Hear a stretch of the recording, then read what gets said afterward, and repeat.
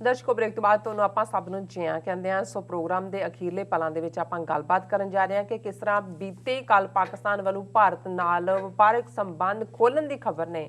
ਜਿੱਥੇ ਕਸ਼ਮੀਰੀ ਹਲਕਿਆਂ ਨੂੰ ਹੈਰਾਨ ਪਰੇਸ਼ਾਨ ਕੀਤਾ ਹੈ, ਉੱਥੇ ਸਿੱਖ ਹਲਕਿਆਂ ਵੱਲੋਂ ਵੀ ਫਿਕਰ ਦਾ ਇਜ਼ਹਾਰ ਕੀਤਾ ਗਿਆ।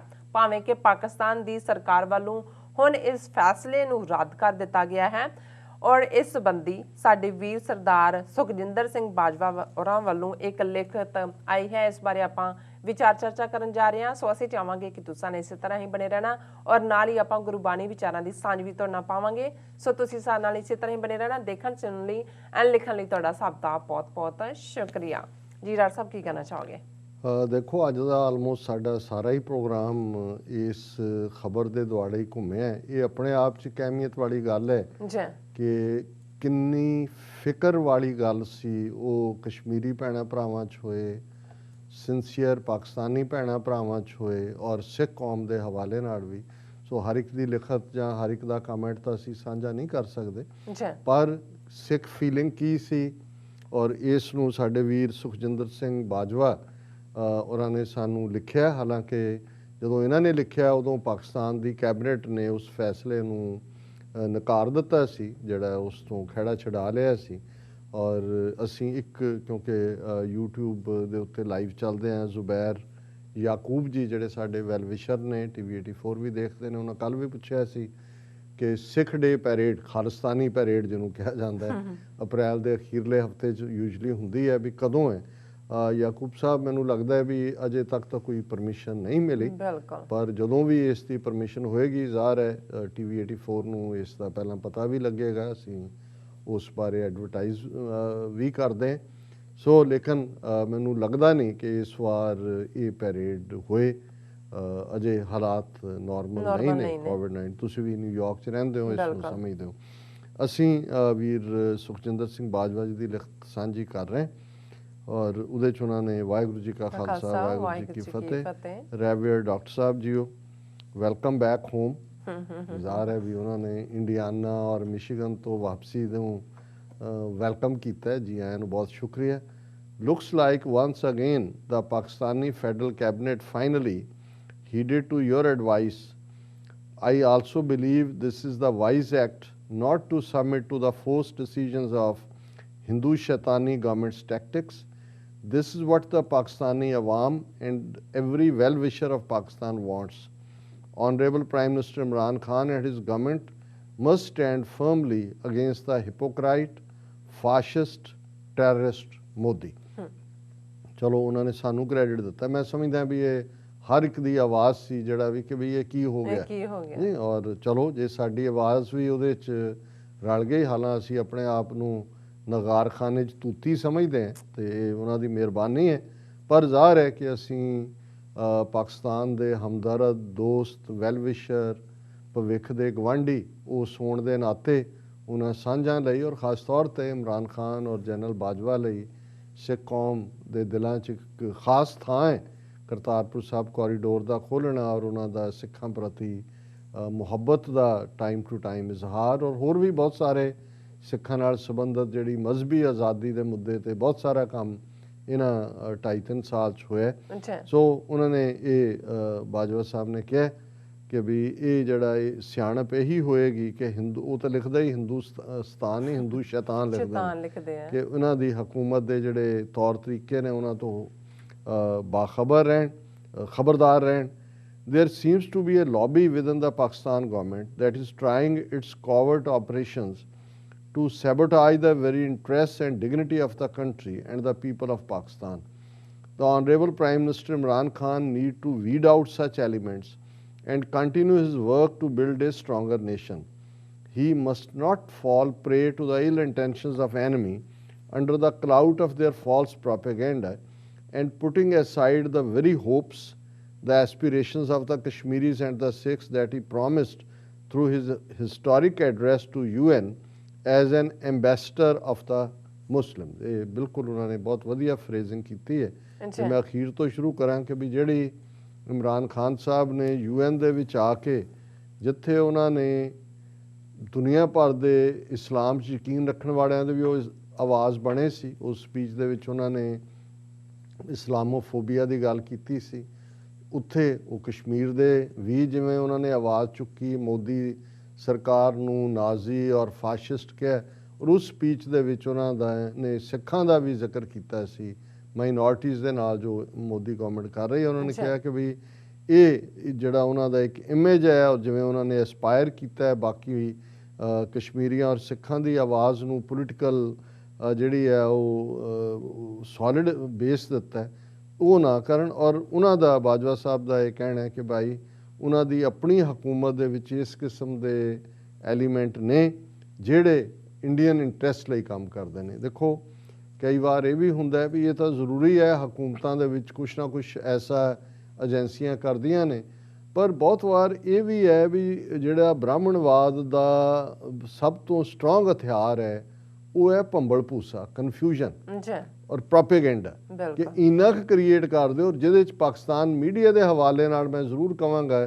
ਕਿ ਉੱਥੇ ਬਹੁਤ ਜ਼ਿਆਦਾ ਇਨਫਲੂਐਂਸ ਇੰਡੀਅਨ ਹੈ ਔਰ ਉਹ ਉਸੇ ਨੈਰੇਟਿਵ ਨੂੰ ਅੱਗੇ ਤੋਰਦੇ ਨੇ। ਸੋ ਜ਼ਾਹਰ ਹੈ ਪਾਕਿਸਤਾਨ ਦੇ ਪੋਲੀਟੀਸ਼ੀਅਨਸ ਵੀ ਅਲਟੀਮੇਟਲੀ ਉਸੇ ਹੀ ਮਿੱਟੀ 'ਚੋਂ ਨੇ, ਉਹੀ ਖਬਰਾਂ ਉਹਨਾਂ ਨੇ ਪੜ੍ਹਨੀਆਂ। ਔਰ ਮੈਂ ਇਹ ਡਿਨਾਈ ਨਹੀਂ ਕਰਦਾ ਕਿ ਬਈ ਕੋਈ ਕੋਵਿਡ ਆਪਰੇਸ਼ਨ ਨਹੀਂ ਹੋਣਗੇ, ਪਰ ਅਸੀਂ ਇਹ ਸਮਝਦੇ ਹਾਂ ਕਿ ਭਾਈ ਆਲੇ ਦੁਆਲੇ ਨੂੰ ਜ਼ਰੂਰ ਦੇਖੋ। ਔਰ ਮੈਨੂੰ ਇਹ ਲੱਗਦਾ ਹੈ ਕਿ ਵੀ ਇਹ ਜਿਸ ਕਿਸਮ ਦਾ ਫੈਸਲਾ 24 ਘੰਟੇ ਪਹਿਲਾਂ ਆਉਂਦਾ ਇਹ ਕਿਵੇਂ ਹੈ ਕਿ ਇਹਦੇ 'ਚ ਇਸ ਕਿਸਮ ਦਾ ਜਿੱਥੇ ਤੁਸੀਂ ਰਿਵਰਸਲ ਆਫ ਪਾਲਿਸੀ ਕਰ ਰਹੇ ਹੋ 2019 5 ਅਗਸਤ ਤੋਂ ਬਾਅਦ, ਇਹ ਬਚਕਾਨਾ ਹੀ ਕਿਹਾ ਜਾਏਗਾ ਔਰ ਇਹਦਾ ਨੁਕਸਾਨ ਹੋਇਆ ਇਮਰਾਨ ਖਾਨ ਸਾਹਿਬ ਦੀ ਉਹ ਸਾਰੀ ਇਮੇਜ ਨੂੰ।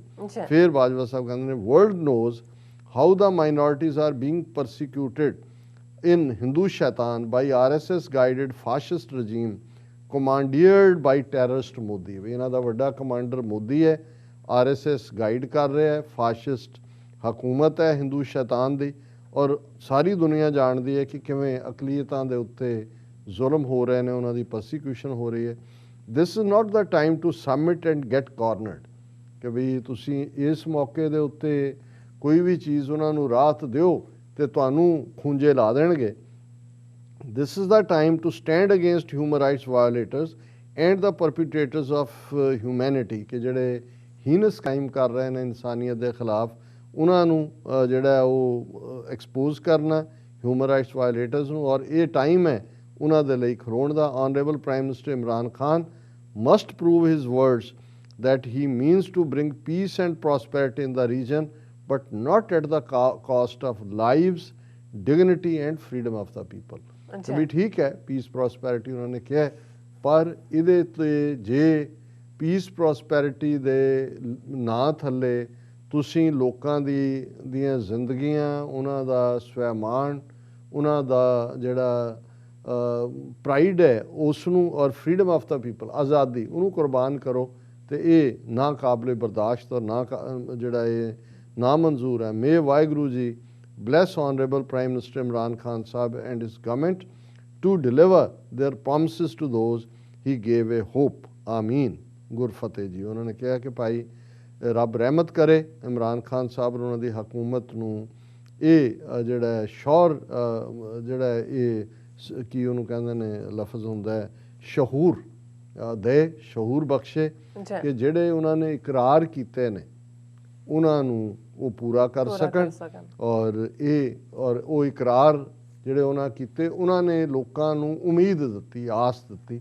ਸੋ ਅਸੀਂ ਬਾਜਵਾ ਸਾਹਿਬ ਤੁਸੀਂ ਗੁਰਫਤਿਹ, ਤੁਸੀਂ ਬਹੁਤ ਖੂਬਸੂਰਤ ਲਫ਼ਜ਼ਾਂ ਦੇ ਵਿੱਚ, ਔਰ ਮੈਨੂੰ ਫਖਰ ਵੀ ਹੁੰਦਾ ਜਦੋਂ ਮੈਂ ਦੇਖਦਾ ਕਿ ਸਾਡੇ ਵੀਰ ਕਿਵੇਂ ਸਾਰੀ ਸਿਚੁਏਸ਼ਨ ਨੂੰ ਸਮਝਦੇ ਵੀ ਨੇ, ਔਰ TV 84 ਦੇ ਰਾਹੀਂ ਅਸੀਂ ਉਹਨਾਂ ਸਾਰਿਆਂ ਦੀ ਇਸ ਵਿਜ਼ਡਮ ਨੂੰ ਖਿਲਾਰਨ ਦੀ ਕੋਸ਼ਿਸ਼ ਵੀ ਕਰਦੇ ਹਾਂ ਤਾਂ ਕਿ ਚਾਰ ਚੁਫੇਰੇ ਪਹੁੰਚੇ।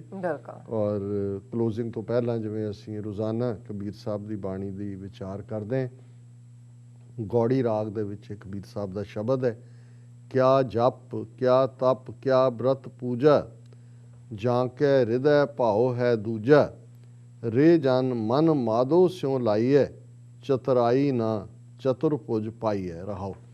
ਕਿਉਂਕਿ ਇਹ ਉਹੀ ਥਾਟ ਚੱਲ ਰਿਹਾ ਹੈ ਬ੍ਰਾਹਮਣਵਾਦ ਨੇ ਉਸ ਖਿੱਤੇ ਦੇ ਵਿੱਚ, ਜਿੱਥੇ ਬ੍ਰਾਹਮਣ ਆਪ ਪਖੰਡ ਦੇ ਵਿੱਚ ਯਕੀਨ ਕਰਦਾ ਹੈ, ਦੰਭ ਦੇ ਵਿੱਚ ਕਰਦਾ ਹੈ, ਹਿਪੋਕਰੇਟ ਹੈ, ਮਨ ਹੋਰ ਮੁੱਖ ਹੋਰ ਹੈ, ਮੂੰਹ ਮੇ ਰਾਮ ਰਾਮ ਬਗਲ ਮੇ ਛੁਰੀ।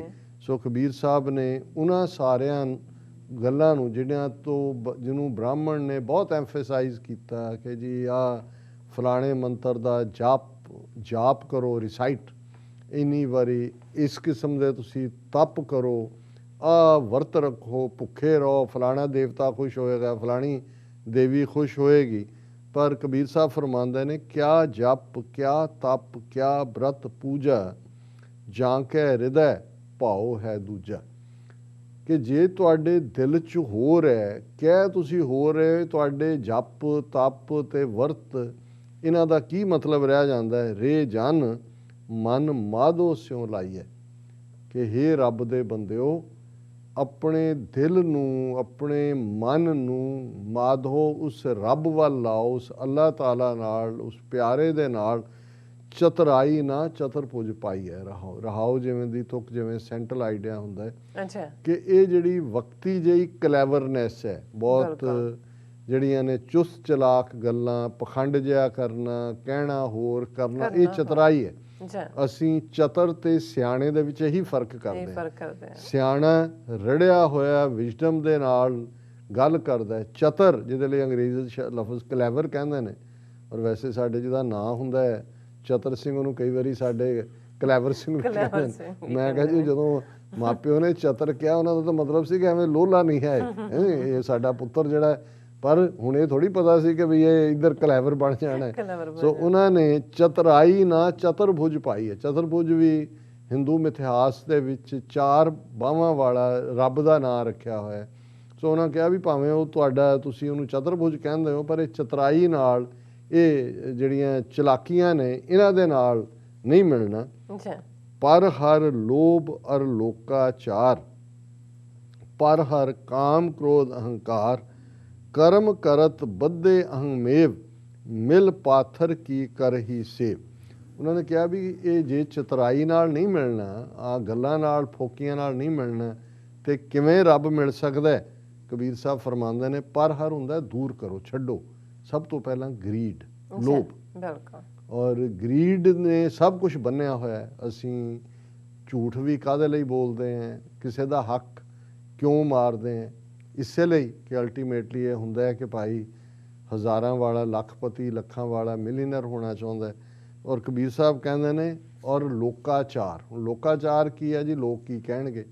ਬਹੁਤ ਵਾਰੀ ਅਸੀਂ ਇਹ ਧੋਖਾ ਜਾਂ ਬੇਈਮਾਨੀ ਦੀ ਕਮਾਈ ਕਰਦੇ ਹਾਂ ਕਿ ਸਾਡਾ ਨੱਕ ਰਹਿ ਜਾਏ। ਜੀ ਵਿਆਹ ਕਰਨਾ, ਲਓ ਸਾਡੇ ਮੁੰਡੇ ਦਾ ਵਿਆਹ, ਜੇ ਐਨ ਬੈਂਡ ਉੱਥੋਂ ਨਾ ਆਏ ਤੇ ਫਲਾਣੇ ਪਟਾਕੇ ਨਾ ਚੱਲਣ ਔਰ ਫਲਾਣਾ ਹਾਲ ਨਾ, ਉਹਦੇ ਲਈ ਤੁਸੀਂ ਝੂਠ, ਰਿਸ਼ਵਤ, ਕਰਜ਼, ਮਕਰੂਜ਼ ਹੋ ਜਾਂਦੇ ਨੇ, ਕਰਜ਼ਾਈ ਹੋ ਜਾਂਦੇ ਨੇ। ਪਰ ਇਹ ਹੈ ਲੋਕਾਚਾਰ ਕਿ ਜੀ ਲੋਕ ਕੀ ਕਹਿਣਗੇ। ਸੁਖਬੀਰ ਸਾਹਿਬ ਪਰ ਹਰ ਲੋਭ ਔਰ ਲੋਕਾਚਾਰ, ਇਹ ਗਰੀਡ ਔਰ ਲੋਕਾਂ ਦੇ ਮੁਤਾਬਕ ਉਹਨਾਂ ਨੂੰ ਖੁਸ਼ ਕਰਨ ਦੀ ਲਾਈਨ ਨੂੰ ਛੱਡੋ। ਪਰ ਹਰ ਕਾਮ ਕ੍ਰੋਧ ਅਹੰਕਾਰ। ਕਾਮ ਹੈ ਲਸਟ, ਕਿ ਤੁਸੀਂ ਹਮੇਸ਼ਾ ਤੁਹਾਡੀ ਅੱਖ, ਤੁਹਾਡਾ ਮਨ ਦੇ ਅੰਦਰ ਜਿਹੜਾ ਉਹ ਲਸਟ ਹੈ, ਉਹ ਸੈਕਸ਼ੂਅਲ ਡਿਜ਼ਾਇਰਸ ਨੇ, ਉਹਨਾਂ ਦੇ ਥੱਲੇ ਤੁਸੀਂ ਜੀ ਰਹੇ ਹੋ।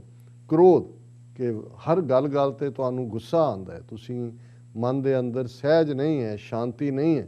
ਅਹੰਕਾਰ, ਅਨਾ, ਈਗੋ, ਔਰ ਹਮ ਹੋਤੇ ਹੈ, ਕਿ ਤੁਸੀਂ 7ਵੇਂ ਅਸਮਾਨ ਦੇ ਉੱਤੇ ਤੁਸੀਂ ਜਿਹੜਾ ਚੜ੍ਹੇ ਹੋਏ ਹੋ। ਤੁਹਾਡਾ ਜਿਹੜਾ ਉਹ, ਜਿਹਨੂੰ ਗੁਰੂ ਸਾਹਿਬ ਨੇ ਫਰਮਾਇਆ ਸੀ ਕਿ ਗਰੀਬਾਂ ਉੱਪਰ ਜੇ ਖਿੰਝੈ ਦਾੜੀ, ਪਾਰ ਬ੍ਰਹਮ ਸਾ ਅਗਨ ਮੈਂ ਸਾੜੀ। ਤੁਸੀਂ ਕਦੇ ਜਿਹੜੇ ਹੰਕਾਰੀ, ਧਨਾੜ, ਵੱਡੇ ਵੱਡੇ ਠੇਕੇਦਾਰ ਜਾਂ ਦੂਜੇ ਲੋਕ, ਪਾਵਰ ਵਾਲੇ ਪੋਲੀਟੀਸ਼ੀਅਨਸ ਵੀ, ਉਹਨਾਂ ਦਾ ਤੁਸੀਂ ਸ਼ਕਲ ਦੇਖੋ ਕਿ ਕਿਵੇਂ ਉਹ ਜਦੋਂ ਆਮ ਬੰਦੇ ਉਹਨਾਂ ਅੱਗੇ ਵਿਚਾਰੇ ਗਿੜਗੜਾ ਰਹੇ ਹੁੰਦੇ ਨੇ, ਤੇ ਉਹਨਾਂ ਦਾ ਵਰਤਾਰਾ ਕੀ ਹੁੰਦਾ। ਉਹਨਾਂ ਨੇ ਕਿਹਾ ਵੀ ਆਹ ਸਾਰਾ ਹੰਕਾਰ, ਲਸਟ, ਐਂਗਰ, ਲੋਭ ਔਰ ਲੋਕਾਚਾਰ, ਇਹਨੂੰ ਛੱਡੋ।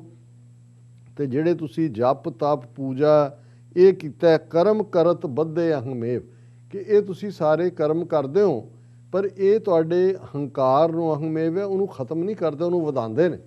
ਹੈ ਕੋਈ ਮੇਰੇ ਵਰਗਾ, ਮੈਂ ਸਵੇਰੇ 4 ਵਜੇ ਉੱਠ ਕੇ ਸੁਖਮਣੀ ਸਾਹਿਬ ਕਰਦਾ? ਕੋਈ ਹੈ ਮੇਰੇ ਵਰਗਾ ਜਿਹੜਾ ਹਰ ਐਤਵਾਰ ਜਾ ਕੇ ਮੈਂ 4 ਘੰਟੇ ਲੰਗਰ 'ਚ ਸੇਵਾ ਕਰਦਾ? ਇਹ ਹੁਣ ਕੀ ਹੈ?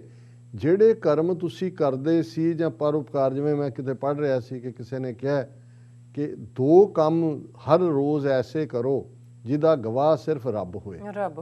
ਹੁਣ ਇਹਦਾ ਮਤਲਬ ਕੀ ਹੈ ਕਿ ਨੇਕੀ ਕਰ ਕੁएं में डाल, ਕਿ ਵੀ ਹੁਣ ਬਹੁਤ ਵਾਰ ਅਸੀਂ ਜੇ ਕਿਸੇ ਥਾਂ ਤੇ ਲੋੜ ਹੈ ਡੋਨੇਸ਼ਨ ਦਿੱਤੀ, ਉੱਥੋਂ ਅਨਾਉਂਸ ਹੋਇਆ ਕਿ ਜੀ ਫਲਾਣਾ ਸਿੰਘ ਜੀ, ਫਲਾਣੇ ਮੁਹੰਮਦ ਸਾਹਿਬ, ਫਲਾਣੇ ਰਾਮ ਲਾਲ ਜੀ ਇਹ ਦੇ ਰਹੇ ਨੇ, ਤਾਂ ਕਹਿੰਦਾ ਵਾਹ ਵਾਹ ਵਾਹ ਬੱਲੇ ਬੱਲੇ, ਇਨਾਮ ਤਾਂ ਤੁਸੀਂ ਲੈ ਲਿਆ ਉਹਦਾ ਤੁਹਾਨੂੰ ਫਿਰ ਕੀ ਵੀ ਉਹ ਐਸਾ ਕੰਮ ਜਿਹਦਾ ਸਿਰਫ ਰੱਬ ਗਵਾਹ ਹੈ। ਔਰ ਇਹੀ ਕਬੀਰ ਸਾਹਿਬ ਕਹਿੰਦੇ ਨੇ ਤੁਸੀਂ ਇਹ ਜਿਹੜੇ ਜਪ ਤਪ ਵਰਤ ਪੂਜਾ ਕਰਦੇ ਹੋ ਦਿਖਾਵੇ ਦੇ, ਕਰਮ ਕਰਤ ਬੱਧੇ ਅਹੰਮੇਵ, ਇਹਨਾਂ ਨੇ ਤਾਂ ਤੁਹਾਨੂੰ ਹੋਰ ਹੰਕਾਰ ਦੇ ਵਿੱਚ ਬੰਨ੍ਹ ਦਿੱਤਾ। ਮਿਲ ਪਾਥਰ ਕੀ ਕਰ ਹੀ ਸੇਵ, ਤੁਸੀਂ ਸਾਰੇ ਰਲ ਕੇ ਬੁੱਤ ਪ੍ਰਸਤੀ ਕਰਦੇ ਹੋ ਜੀ, ਬਹੁਤ ਸਾਰਾ ਪੱਥਰ ਦੀ ਸੇਵਾ ਕਰ ਰਹੇ ਹੋ, ਨਿਕਲਣਾ ਉਹਦੇ ਚੋਂ ਕੀ ਹੈ। ਕਹੋ ਕਬੀਰ ਭਗਤ ਕਰ ਪਾਇਆ, ਭੋਲੇ ਪਾਏ ਮਿਲੇ ਰਗਰਾਇਆ। ਕਬੀਰ ਸਾਹਿਬ ਫਰਮਾਉਂਦੇ ਨੇ ਕਿ ਉਹ ਰੱਬ ਮਿਲਦਾ ਇਬਾਦਤ ਦੇ ਨਾਲ, ਤੇ ਇਬਾਦਤ ਦੇ ਲਈ ਕੋਈ ਉਸ ਕਿਸਮ ਦੀਆਂ ਚਲਾਕੀਆਂ ਦੀ ਲੋੜ ਨਹੀਂ ਹੁੰਦੀ। ਭੋਲੇ ਪਾਏ, ਪਾਏ ਹੈ ਅੰਦਰ ਪਿਆਰ, ਭੋਲਾਪਨ। ਔਰ ਇਸੇ ਲਈ ਜਦੋਂ ਆਮ ਸਿਆਣੇ ਕਹਿੰਦੇ ਸੀ ਕਿ ਬੱਚਾ ਤਾਂ ਰੱਬ ਹੁੰਦਾ, ਇਹ ਤਾਂ ਭੋਲਾ ਪਾ ਹੈ। ਕਈਆਂ ਨੇ ਜਿਹੜੇ ਸ਼ਿਵ ਜੀ ਦੇ ਪੁਜਾਰੀ ਸੀ ਉਹ ਬੱਚੇ ਨੂੰ ਹੀ ਕਹਿੰਦੇ ਸੀ ਇਹ ਭੋਲਾ ਸ਼ੰਕਰ ਹੈ। ਸੋ ਮਤਲਬ ਇਹ ਹੈ ਕਿਉਂਕਿ ਉਹਦੇ 'ਚ ਚਲਾਕੀ ਨਹੀਂ ਹੈ, ਇਨੋਸੈਂਸ ਹੈ। ਬੱਚੇ ਨੂੰ ਤੁਸੀਂ ਕੁਛ ਵੀ ਕਹੋਗੇ ਉਹ ਬਾਲ ਬੋਧ। ਔਰ ਇਹ ਜਿਹੜੇ ਇਬਾਦਤ ਵਾਲੇ ਲੋਕ ਨੇ ਉਹ ਹਮੇਸ਼ਾ ਕਹਿੰਦੇ ਨੇ ਕਿ ਜਦੋਂ ਸਾਡੀ ਬੁੱਧੀ ਅਕਲ ਬੱਚੇ ਵਾਂਗ ਹੋਏ ਰੱਬ ਦੇ ਸਾਹਮਣੇ, ਕਿ ਤੁਸੀਂ ਸਿਆਣਪ ਨਹੀਂ ਕਰ ਰਹੇ, ਜਿਵੇਂ ਬੱਚਾ ਮਾਪਿਓ ਦੀ ਗੋਦ 'ਚ ਮਹਿਫੂਜ਼ ਹੁੰਦਾ, ਉਹਨੇ ਮਾਂ ਦਾ ਹੀ ਉਂਗਲ ਫੜੀ ਹੈ, ਬਾਪ ਦੀ ਉਂਗਲ ਫੜੀ ਹੋਈ ਹੈ, ਉਹ ਛੱਡਦਾ ਨਹੀਂ ਹੈ ਉਹਨੂੰ। ਔਰ ਇਵੇਂ ਹੀ ਉਹ ਬਾਲ ਬੋਧ ਜਦੋਂ ਤੱਕ ਤੁਹਾਡੇ 'ਚ ਉਸ ਤਰ੍ਹਾਂ ਦੀ ਬੱਚੇ ਵਾਂਗ ਤੁਸੀਂ ਨਹੀਂ ਕਰਦੇ, ਭੋਲੇ ਭਾਏ ਮਿਲੇ ਰਗਰਾਇਆ, ਕਹੋ ਕਬੀਰ ਭਗਤ ਕਰ ਪਾਏ, ਕਿ ਭੋਲੇ ਭਾ ਰੱਬ ਦੀ ਬੰਦਗੀ 'ਚ ਜੁੜੋ ਤੇ ਉਹ ਰੱਬ ਦੀ ਤੁਹਾਨੂੰ ਕੁਰਬਤ ਹਾਸਲ ਹੋਏਗੀ। ਇਹ ਅੱਜ ਦਾ ਜੀ ਡਾਕਟਰ ਸਾਹਿਬ ਤੁਹਾਡਾ ਬਹੁਤ ਬਹੁਤ ਸ਼ੁਕਰੀਆ, ਤੁਸੀਂ ਅੱਜ ਐਮ ਸ਼ੂ ਤੇ ਅੱਜ ਦਾ ਵਿਚਾਰ ਸਾਡੇ ਦਰਸ਼ਕਾਂ ਨਾਲ ਸਾਂਝਾ ਕੀਤਾ ਹੈ। ਸੋ ਇਸ ਤਰ੍ਹਾਂ ਆਪਣੇ ਵਿਊਅਰਸ ਕੋਲ ਲੈਣੇ ਇਜਾਜ਼ਤ। ਵਿਊਅਰਸ, ਸਾਡੇ ਪ੍ਰੋਗਰਾਮ ਦਾ ਸਮਾਂ ਇੱਥੇ ਸਮਾਪਤ ਹੁੰਦਾ ਹੈ। ਤੁਸੀਂ ਆਪਣੀ ਰਾਏ ਤੇ ਸੁਝਾਅ ਸਾਨੂੰ ਭੇਜਣਾ ਭੁੱਲਣਾ ਸਾਡੇ ਇਸ ਪਤੇ ਤੇ SOS@tv84.tv ਤੇ ਅਸੀਂ ਆਪਣਾ ਪ੍ਰੋਗਰਾਮ ਲੈ ਕੇ ਫਿਰ ਦੁਬਾਰਾ ਤੁਹਾਡੇ ਰੂਬਰੂ ਹੋਵਾਂਗੇ। ਤਦ ਤੱਕ ਲਈ ਮੈਨੂੰ ਤੇ ਆਪਣੇ ਨਰਸ ਨੂੰ ਆਗਿਆ ਦਿਓ। ਦੇਖਦੇ ਰਹੋ TV84, ਬੁਲਾ ਦਿਓ ਫਤਿਹ। ਵਾਹਿਗੁਰੂ ਜੀ ਕਾ ਖਾਲਸਾ, ਵਾਹਿਗੁਰੂ ਜੀ ਕੀ ਫਤਿਹ। ਰੱਬ ਰਾਖਾ।